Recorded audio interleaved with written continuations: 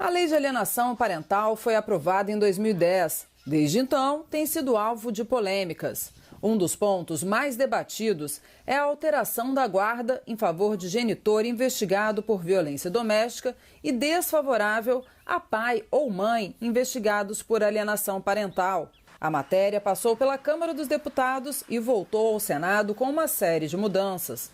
Agora o texto final foi aprovado e aguarda sanção presidencial.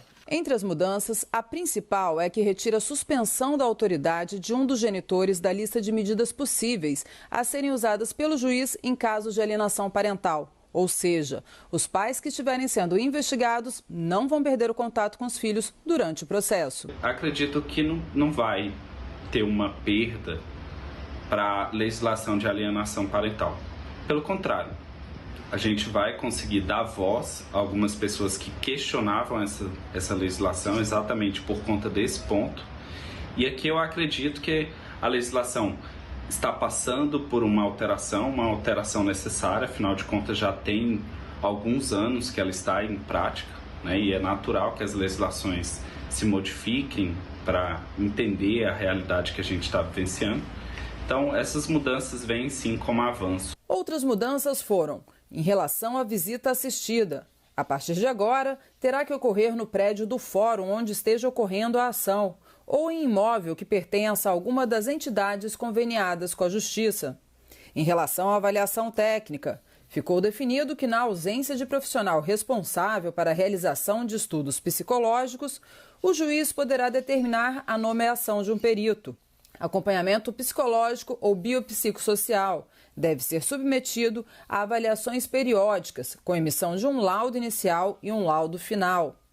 Em relação a oitivas de crianças e adolescentes, o texto determinou que deverá ser feito de acordo com a Lei 13.431 de 2017, que estabelece que o depoimento não deve ser traumático e nem exaustivo para o menor. Alterar a lei de alienação parental é um trabalho muito delicado.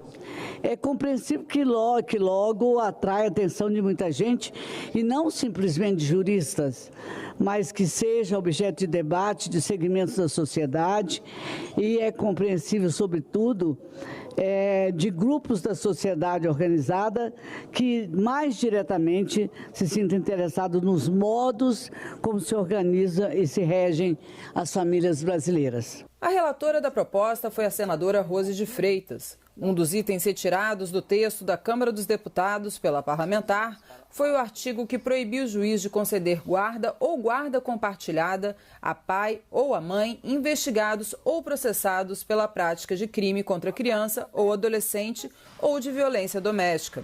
A alienação parental acontece quando um dos genitores tenta influenciar negativamente a criança em relação ao pai ou à mãe. A alienação parental é uma das formas de agressão aos filhos, utilizada por um dos genitores para atacar o outro.